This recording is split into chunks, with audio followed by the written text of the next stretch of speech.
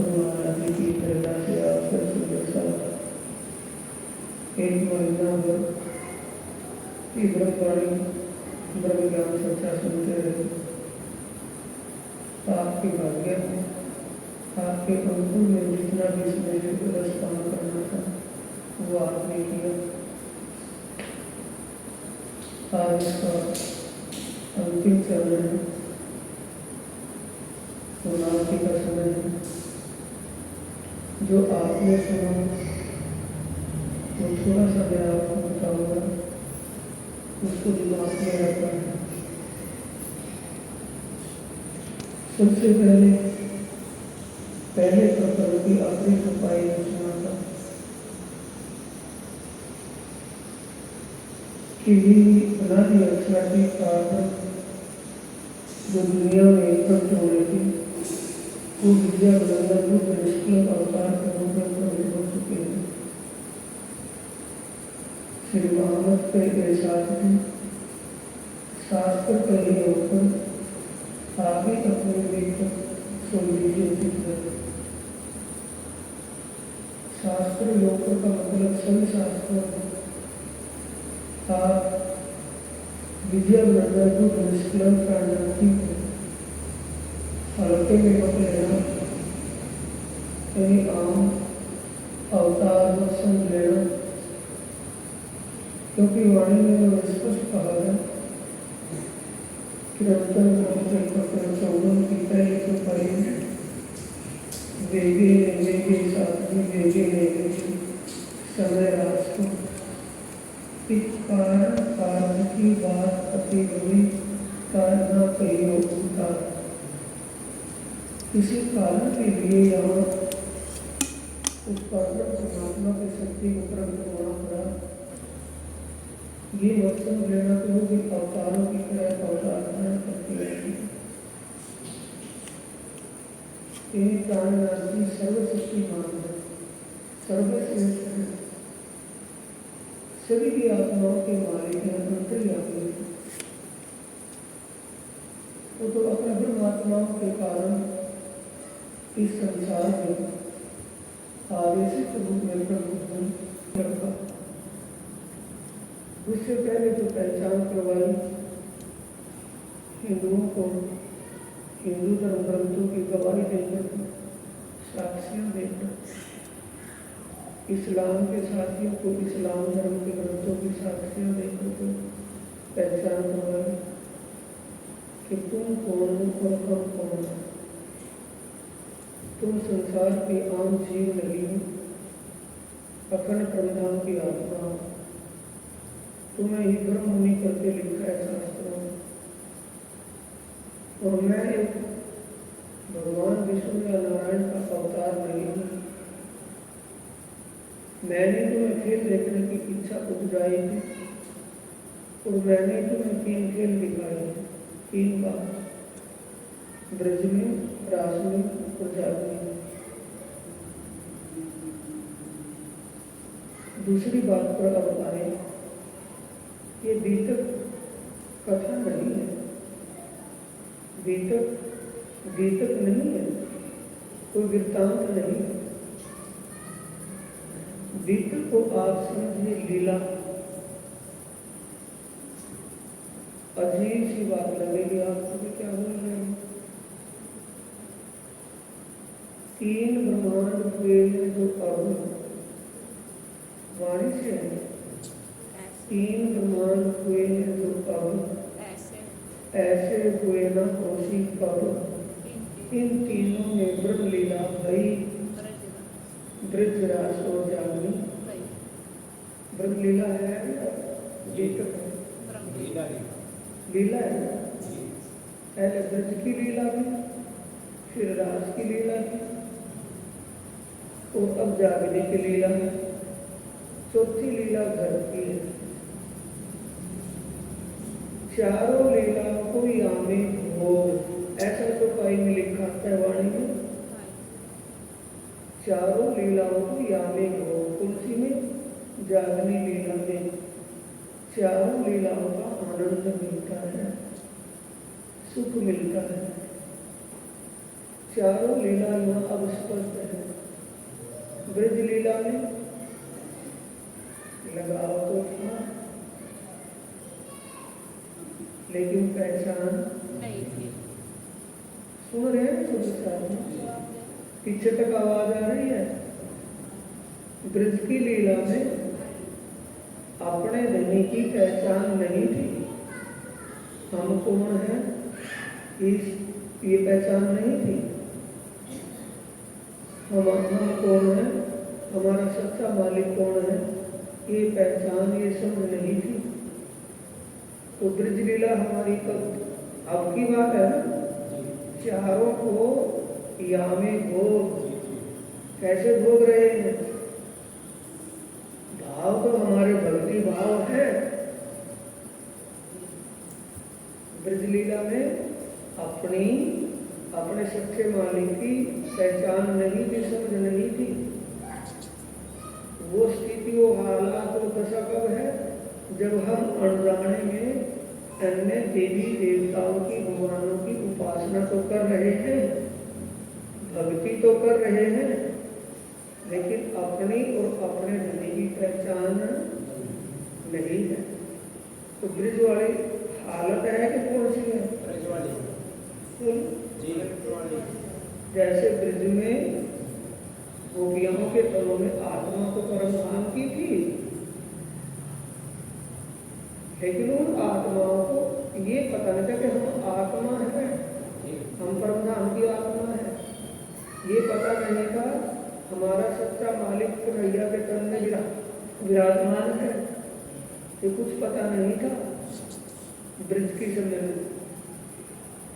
वही बात जिन सुंदर साथ को अभी तक समझ नहीं है, जिन साथियों को अभी तक ये समझ नहीं है, पहचान नहीं है कि हम आत्मा हैं, हमारा संबंध परमात्मा से है, इस बात पर दृढ़ ईमान नहीं है, तो उनकी हालात कौन सी है? ब्रज वाली है या कौन सी है? ब्रज वाली है।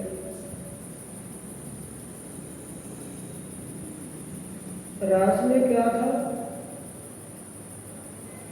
प्रियतम के प्रेम में इतनी मगन हो गई रास मंडल में कि उनको अपने तन की सुध नहीं रही। अपना वस्त्र, शरीर का वस्त्र नीचे खुल करके, नीचे साड़ी का पल्ला नीचे गिर गया, गिरता फिर रहा था।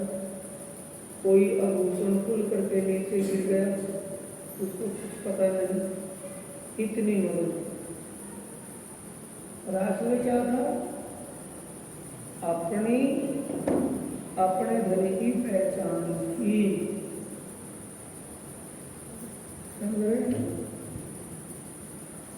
ब्रज में तो काल माया की नहीं थी, गोर नहीं थी, गहरे सो रहे थे।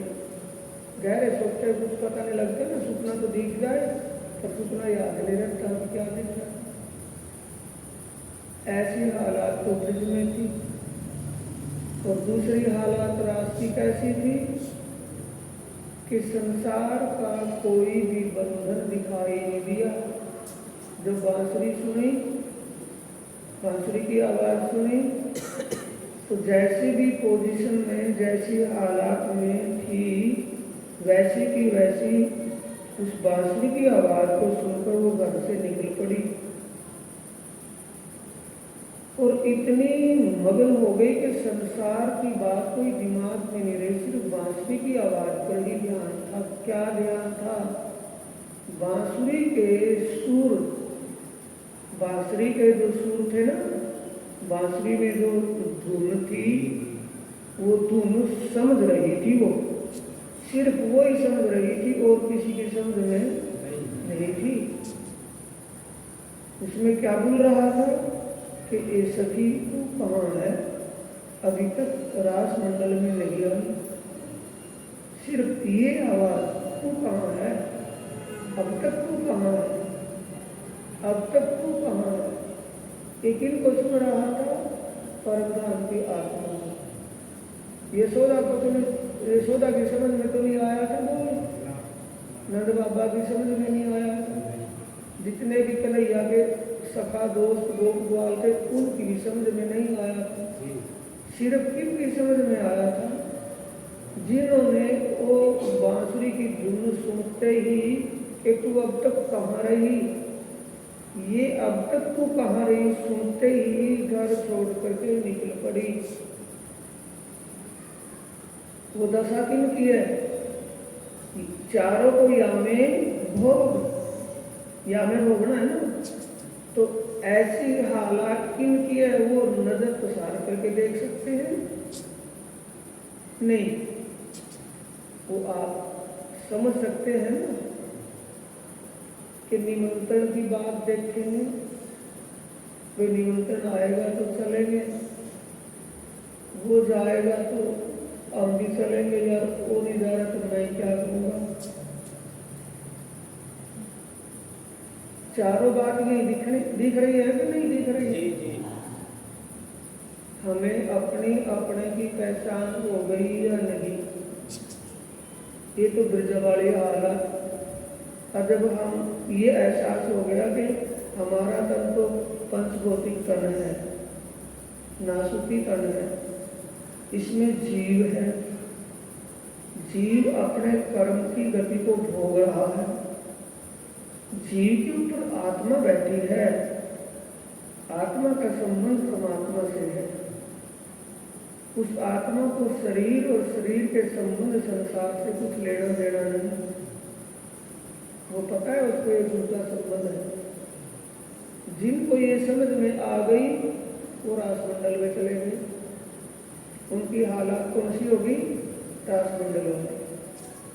भले ही उनको परम धाम का पूर्ण ज्ञान नहीं, लेकिन ये तो हो गया कि प्राणनाथ जी ही अक्षरातीत हैं, ये ही वो धाम के धनी हैं और कोई नहीं। हम इनके सुंदर साथ, इनकी अंगना है, कोई दास नहीं है, भगत नहीं है।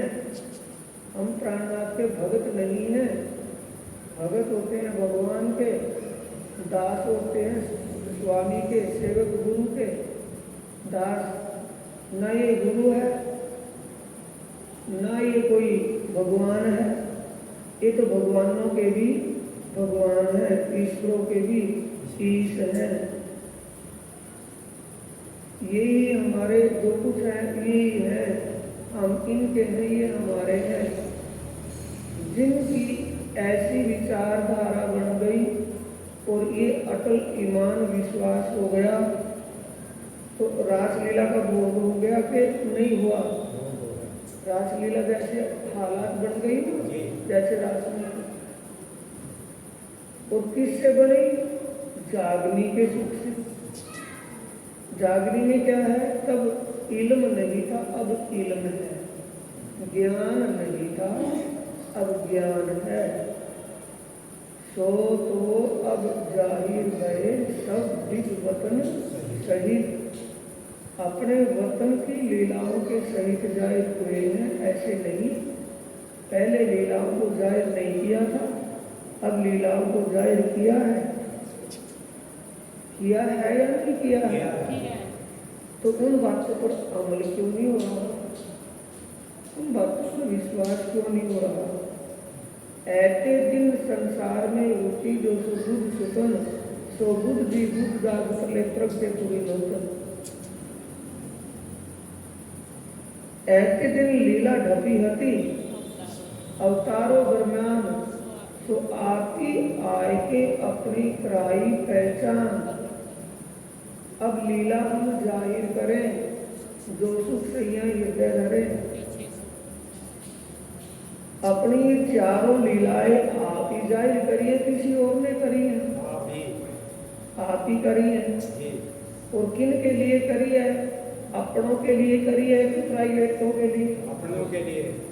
प्राइवेटों की तो समझ में भी नहीं आती है बात, विश्वास भी नहीं होता भी। वो तो कहते हैं कि प्राणनाथ प्राणनाथ पता नहीं कौन है, किया जी पता नहीं कौन है, क्या कुछ समझ में। जिसकी समझ में आ गई उसकी गति होगी रासवाड़ी। किससे हुई है? इस तिलक से। और रास के साथ गति कौन सी हो गई? धाम जैसी। धाम जैसी कैसी हो गई? परम धाम में रहते हुए एक अपने सच्चे मालिक पारब्रह्म परमात्मा और उनकी लीलाओं के अलावा कुछ भी ध्यान में नहीं होता था। पारब्रह्म परमात्मा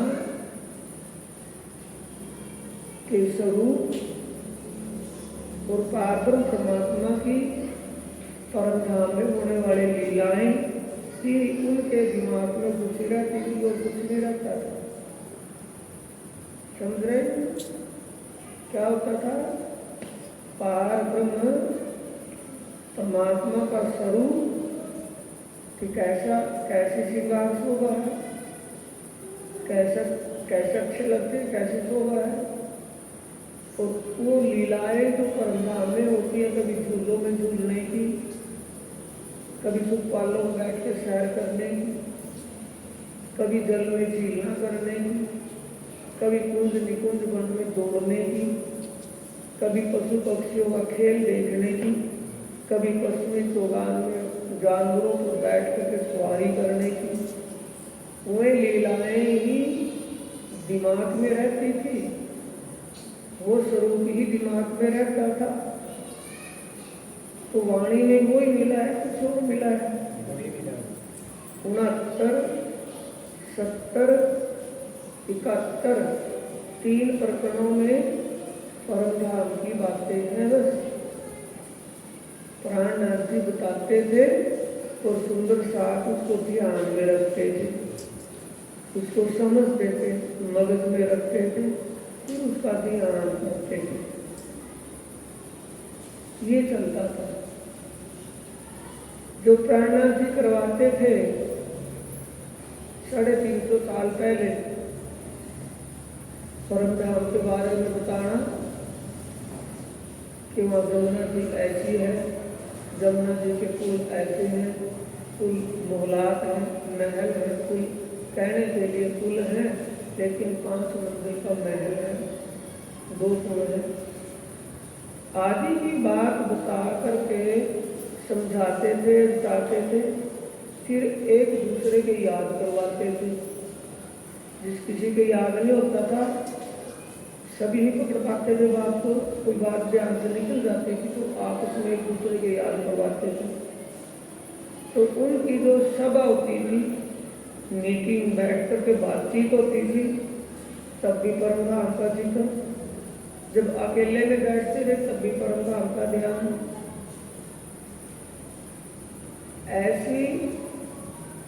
ऐसी स्थिति में आप गुजर गए या नहीं गुजरे हो? सुंदर साथ जी आपको परमधाम के बारे में बताना, समझाना, सिखाना, ध्यान रखवाना तो करवाया गया ना करवाया गया? करवाने की तो कमी नहीं रही, करने की कमी रह गई, तो बात अलग है। पहचान करवाने में कमी रही है तो बताओ। पहचान करवाने में कमी नहीं रही। दोए भुजा स्वरूप जो श्याम, आत्म अक्षर जोश धनिधाम, जिन चाहा देखो प्रेम स्नेह सो सूरत, धनी का ले आवेश नंद घर की ओर प्रवेश जोश और आवेश। फिर उसी प्रकार से आपको समझाया गया, धनी जी का जोश, आत्म दुल्हन, नूर, हुक्म, बुध मूल वतन, एक 500 मिल गई मोहम्मद, वेद कतेगो पहुंची सत। धन जी का जोश, धन जी का आवेश कन्हैया के तन में था। आत्मा अक्षर की थी, अक्षर की आत्मा, धनी का जोश और आवेश और श्यामा जी की सूरता, और उसी के साथ जागृत बुद्ध, ये तारतम ज्ञान महामती जी के ध्यान दिल में है या नहीं है? तो वो है को देखेंगे या थे को? जब है वर्तमान में, अब है, फिलहाल में अब है, वो हमारे साथ है, वो हमारे पिया प्राणनाथ है, अनंत सुंदर साथ है। ये पहचान, ये समझ और विश्वास, ईमान जब तक नहीं बढ़ेगा तब तक आप अधूरे के अधूरे ही हैं, जैसे थे वैसे ही हैं। ये बात आप दिमाग में बिठा लेना। जब तक ये समझ नहीं बढ़ जाती और ईमान मुकम्मल नहीं हो जाता तब तक आप किसी भी खाने के नहीं है। ये समझ लेना, धोखे में ना रहना। बोले श्री प्राणनाथ प्यारे की क्यों जोश और आवेश तब था, जोश और आवेश अब जागेंगे। तीसरी लीला चौथी है ना जी। धाम में तो लीला थी, ब्रज की, रास की, चौथी जागनी थी। चारों को यहाँ में भोग, परम धाम की लीला का ध्यान करके आनंद लेकर के उसको भोग लो। भोग यहाँ का छोड़ दो, भोग वहां का कर लो। बता तो दिया, समझा तो दिया। अब तीसरी बात सुंदर साथी निकल करके आती है सेवा की। सेवा, जब सेवा करने वाले सुंदर साथ सेवा करते हैं, थोड़े थोड़े से समझ लेंगे। भोजन प्रसाद की और जिमाने की सेवा करते हैं, कौन कौन करते हैं? भोजन प्रसाद जिमाने में पास में कौन बैठते? प्राणनाथ जी के महाराजा छत्रसाल, आई जी और बाई जी। बाई जी महारानी तेजपुरी जी और उनकी माता आई जी और महाराजा छत्रसाल जी भोजन प्रसाद जिमाने की सेवा करते हैं। तो किस भाव से सेवा करते हैं वो? आई मान लो बाई जी का तो पति देव है, संसार के हिसाब से शरीर के पति देव है, और पत्नी का धर्म भी है पति देव को भोजन प्रसाद दिवा करके तब भोजन लेना। लेकिन आई जी का क्या मतलब बैठता है? आई जी कौन? तेजपुरी बाई की माता जी भी भोजन प्रसाद दिवाने की सेवा में शरीक होती है। दिल में कौन सा भाव होता है उनके? आत्म का भाव, आत्म संबंध का भाव लेकर के दिमाती है, तन के संबंध का? आत्म संबंध के भाव से भोजन दिमाते हैं। महाराजा छत्रसाल जी रुमाल मुख के सामने बांध लेते हैं। क्यों बांधते हैं? यहाँ आकर के दिमाग की वर्जिश होगी ना। क्यों बांधते हैं? क्योंकि बात करेंगे तो जवाब देना पड़ेगा, छींट ना पड़ जाए, भोजन कर छींट ना पड़ जाए, इसलिए बांधते हैं या किसी और काम के लिए? मेरी बात पहले सुनो, रोड़े में ना जाने दो, बोलने का समय नहीं है ना मेरे पास थोड़ा ही। महाराजा छत्रसाल जी जो भोजन प्रसाद दिमाते हैं राज्य को, और मुख के सामने रुमाल बांध लेते हैं। क्यों बांधते हैं? कि भी प्राणनाथ जी को बात पूछेंगे या इनसे कुछ पूछना ताछना होगा, छींट नहीं पड़ती कभी भोजन में थाली में, इसलिए बांधते हैं क्या? ब्रीक बात है इसमें कि जो सामने भोजन रखा है उसमें अचार भी कई प्रकार के रखे हैं, सब्जी भी अनेक प्रकार की कटोरियों में रखी है। उसकी जब स्मेल आएगी, सुगंध आवेगी ना उसमें, सुगंध आवेगी तो सुगंध आने पर उस पर हमारी नीयत नहीं पड़ जाएगी। बोलो, यही मकसद है कोई और? अगर भोजन पर नीयत पड़ गई तो वो झूठा रह गया, सुखा है। भले ही मजबूरी है ना, ये उनके सामने सुखा के कैसे खाएं? उनके सामने थाल रखा है, जिन तो हो रहे हैं, उनको क्या कहें कि थोड़ा सा मेरे को भी दे दे? नहीं, ये तो नहीं हो सकता ना। पर नीयत उस पर चली गई तो समझो वो झूठा हो गया। बरीक बात है ना, जी बड़ी स्वच्छता का काम है। जब भी पूजा करें तो पूजा के वक्त ऐसी बातें कहाँ से मिल रही है सीखापन? वाणी से। वाणी से। तो वाणी से वो सीखापन लेकर के हम अगर बरते में, वाणी से सीख लेकर अगर हम भी ऐसा करेंगे तो फिर वो भोग लगाया वो जिम्मेंगे कि नहीं जिम्मेंगे? जिम्मेंगे।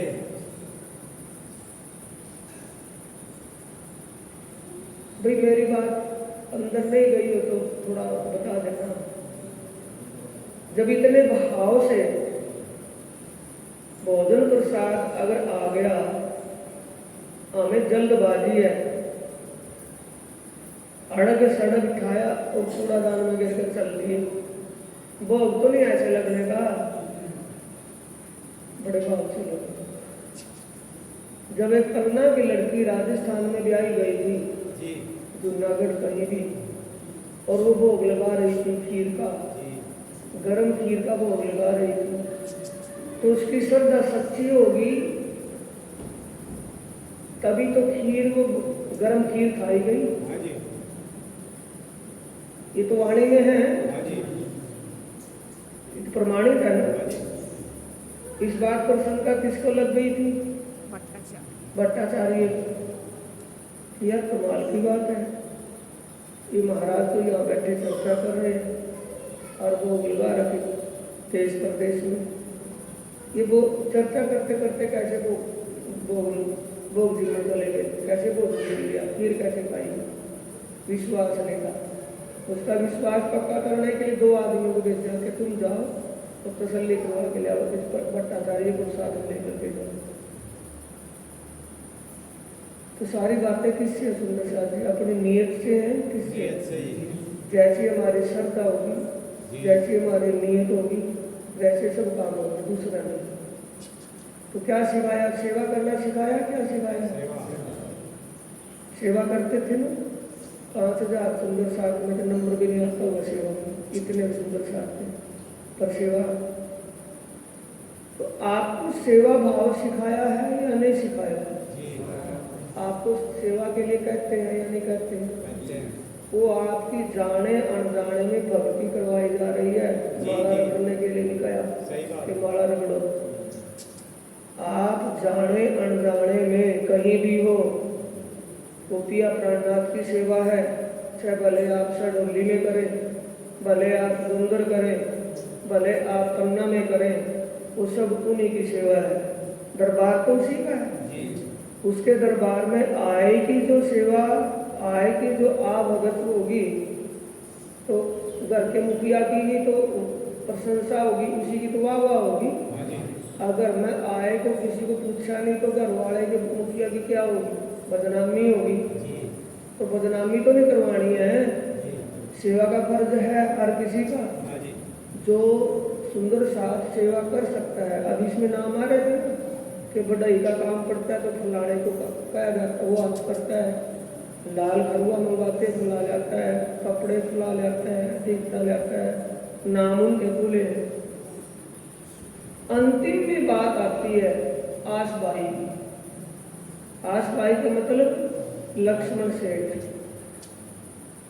जन्मभूमि तो पोरबंदर की थी, लक्ष्मण सेठ की, और व्यापार उसका पोरबंदर में भी था और ठट्ठा नगर में भी था। ठट्ठा नगर से कितना व्यापार था, व्यापार इतना था कि कितना बिजी होगा, अपने आप से लगा लो, जितना अपना काम है उससे ज़्यादा काम उनका था। लेकिन इतने बिजीपन में होते हुए वो सेवा में नहीं आते। प्राणनाथ जी ने जिस दिन पहली बार मिलन हुआ ठट्ठा नगर में, तब उनको कहा था कि तुम नौतनपुरी नगर जाना, दर्शन करके आना और वहाँ कुछ दिन रुक करके सेवा करना। लेकिन आज जाओ कल जाओ, जाया नहीं गया। और जब धनी को निकालना होता है किसी को, जिससे जो सेवा लेनी है वो तो उनकी बात है ना। जिससे जो सेवा लेनी होती है उसको कैसे भी निकाल सकते हैं। ये बात मेरे आदि सतगुरु महाराज जी की मेरे कानों में गूंजती रहती है कि भी रो करके करो या हंस करके करो, सेवा तो आपको करनी होगी। सतगुरु महाराज बोलते थे मेरे को कि भाई या तो तू रो करके कर या हंस कर कर, सेवा तो तेरे को करनी होगी। हमें कोई नजर नहीं आता सेवादार को सेवा करने वाला, तो भले ही वो कैसे भी निकाले किसी को, अगर भरोसा है उनके ऊपर, विश्वास है उनके ऊपर, कोई नुकसान वाली बात नहीं होती, कभी होगी नहीं।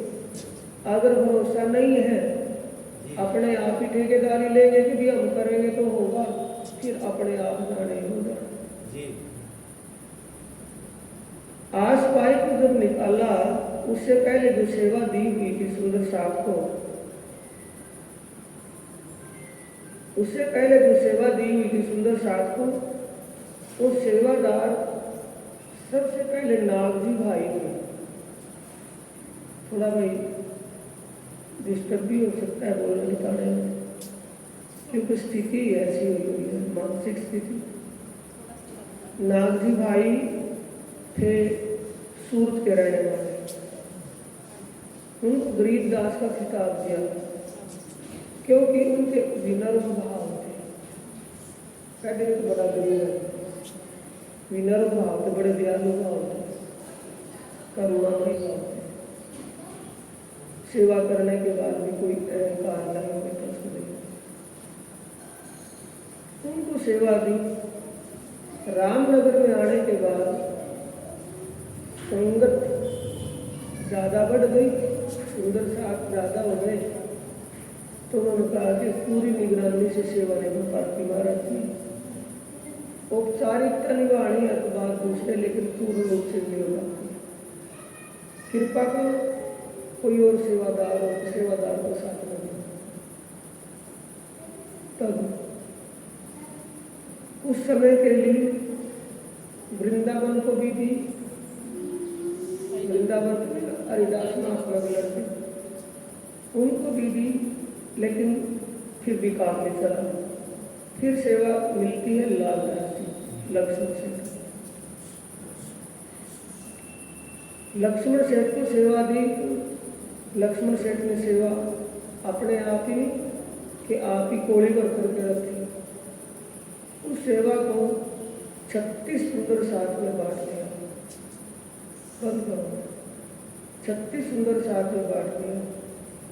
तो 36 सुंदर साथ में उनको बांटा जो सेवा लाए एक बार, तो सेवा उसकी रही। सुंदर साथ की व्यवस्था की सेवा, लेकिन जागने की सेवा तो बाकी थी। जब धाम के धनी श्री प्राणनाथ जी अखंड ध्यान में बैठ गए, फिर उसके बाद सेवा ब्रह्ममुनियों को देते हैं महाराजा छत्रसाल जी, दाएं बाएं प्रचार प्रसार के लिए मिलते हैं। उसके लिए ये चौपाई आई थी।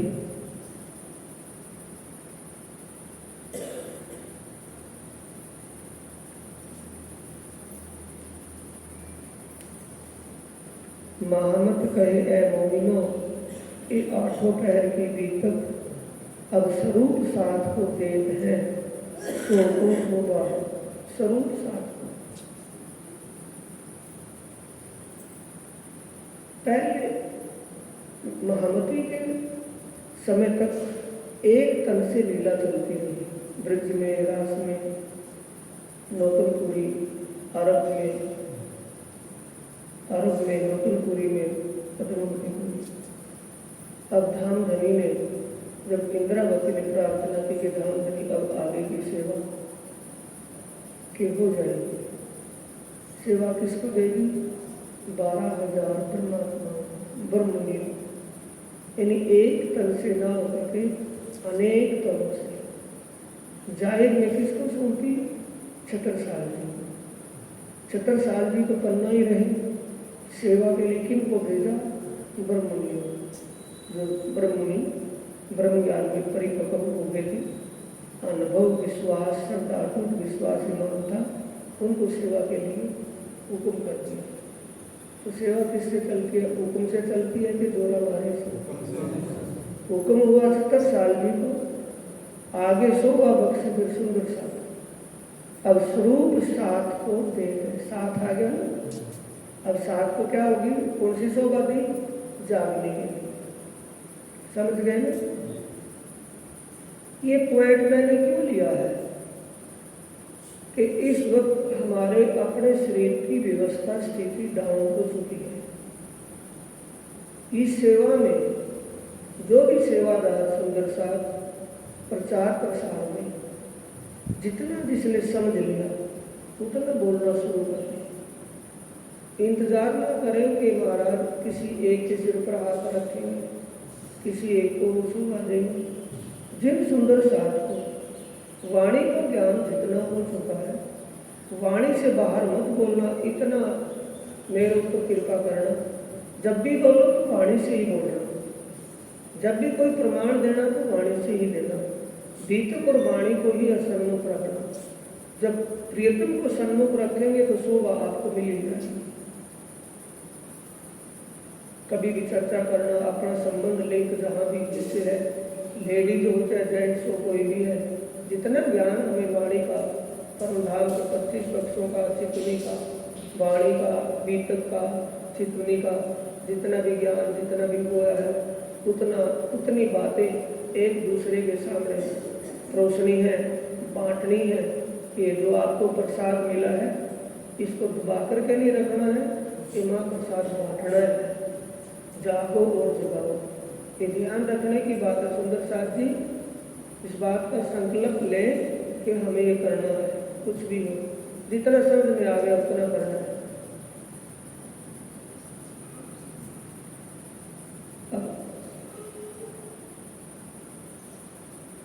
लाल राज जी को बुलाते हैं 70 साल में, प्राणनाथ जी। लाल राज जी कहते हैं कि आज भाई यहाँ आओ।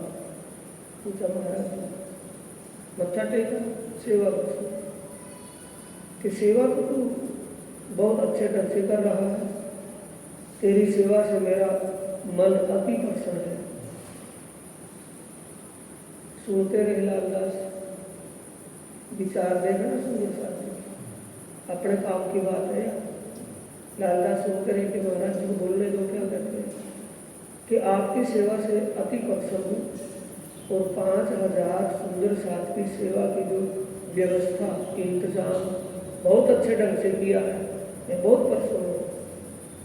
कि महाराज जी किसने किया? कि तूने किया है। कि हे राम के धन, आपके वो शब्द आपके याद है जब आपने मुझे सेवा के लिए कहा और मैंने कहा कि नावजी भाई, वृंदावन भाई आदि से जब सेवा नहीं बढ़ पाई तो मैं अकेला कैसे सेवा करूँगा? मेरे अंदर क्या बुरी है? तो आपने क्या जवाब दिया था कि तू तो सिर्फ माध्यम रहेगा, यानी तू तो निमित्त माध्यम रहेगा, तू सेवा को राज्य का हुक्म करेगा। मैंने तो सेवा नहीं की, आपके हुक्म ने तो सेवा की है। मेरा तो आपने बीच में बिचौलिया बना करके रखा है, करने वाले तो आप ही हैं। ये बात मत भूल जाना सुंदर साथी, कि भूल जाएंगे। करवाने वाले कौन है? राज जी। जैसा भी करवाएंगे राज जी। दुनिया को अच्छा लगे, दुनिया को बुरा लगे, करवाएंगे कौन? राज जी। राज्य को ही अपने मूल में रखना है कि राज्य जैसा चाहेंगे वैसा जुबान से। जब 5 वर्ष की बालिकाएं भट्टाचार्य का अहंकार समाप्त कर देती है, 5 बालिकाओं के द्वारा 5 वेदों का ज्ञान करवा दिया। 5 बालिकाओं ने 500 वेदों का ज्ञान करवा दिया। न ईश्वर न मूल प्रकृति आदिल की को आपा बीती निज लीला गुण बाल चरित्र आप अपनी इच्छा से प्रकट कोटि ब्रह्मांड नजरों में आवे छिन में देखे पल में दूढ़ा में। ये कभी सुना भी नहीं था भट्टाचार्य ने, भलाई ज्ञान के बोध में दबा पड़ा था लेकिन कभी सुना नहीं था। और वो सुनने के बाद उसके भी अहंकार के कपड़े क्यों ये बात छोटी छोटी बच्ची। तो वो गायन कौन करवा रहे थे? प्राणनाथ जी करवा रहे थे, कोई और करवा रहे थे? रांची में प्राणनाथ जी में अंतर है कि एक ही बात है? एक ही है। वही प्राणनाथ है, वही राम का धनी है, वही राज्य है, वही सब कुछ अनादि अक्षर आया, दीपक में भी आया। अब सुंदर साहब जी आगे चौपाई हो आएंगे, दीपक साहब का संपन्न पूर्णावती है।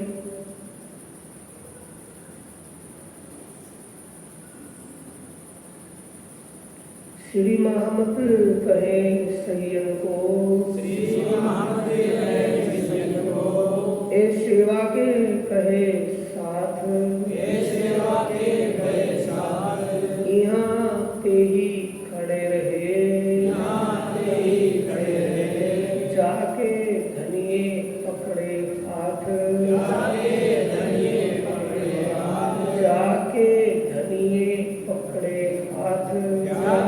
धनिये पकड़े हाथ। बोलो श्री प्राणनाथ, श्री सद्गुरु हाथ का। जिन बातों को हम ये सोचते हैं कि सेवा में यहाँ पन्ना की सेवा है, 11 से 19 का समय, 9-10 दिन का समय है, कैसे काम चलेगा, कैसे इंतजाम होगा। महाराज जी ने सेवा, अब ये सेवा छेड़ दी, उसमें सेवा देनी पड़ेगी, कैसे काम से ग्रोथ होगा, कैसे बजट बढ़ेगा। उन बातों का हल कर देते हैं, समझ गए कि कैसे 10 दिन सेवा करेंगे, उसका इंतजाम कर देते हैं। अगर विश्वास हो तब उसका इंतजाम कर देते हैं। अब इतनी सेवा, इतना खर्चा होगा, इतना कुछ होगा, अगर दृढ़ विश्वास है कि नहीं चलेंगे, सेवा करेंगे, कुछ भी हो ऐसा करेंगे, तो उसका इंतजाम अपने आप बढ़वा देते हैं, किसी को कहने की जरूरत नहीं है। ये सुंदर साथ जी मेरा अपने जीवन का अनुभव है। मेरे पिया, मेरे हादी सतगुरु ने एक ही बात कही थी कि चिंता मत करना, दृढ़ता करके कदम आगे रखना, कभी भी चिंता नहीं करना। चिंता नहीं, कोई काम अधूरा नहीं होगा, पर चिंता ही न करना, बस सब हुक्म के ऊपर छोड़ देना, राज्य का हुक्म अपने आप करेगा। तो विश्वास की बात है, सुंदर साथी विश्वास करता से करेंगे तो हो जाएगा। बोलने को मन करता है, लेकिन चारों तरफों से संकेत आ रहे हैं कि बस जी करता है। एक तो मैं बना करके कह रहा हूँ, आपको पता है 3 घंटे बोल करके भी छकता नहीं था, 2 घंटे बोल करके भी छकता। दूसरे साथी इंतजार करते रहते थे कि कब हमारा नंबर आए। चर्चा जहाँ शुरू हुई नहीं, सब लोग निपट जाते। अब सुंदर साथी ये राज्य की इच्छा है, जैसे सेवा लेना चाहेंगे लेंगे, जब तक चाहेंगे लेंगे। बोलो श्री प्राणनाथ प्यारे श्री सद्गुरु महाराज।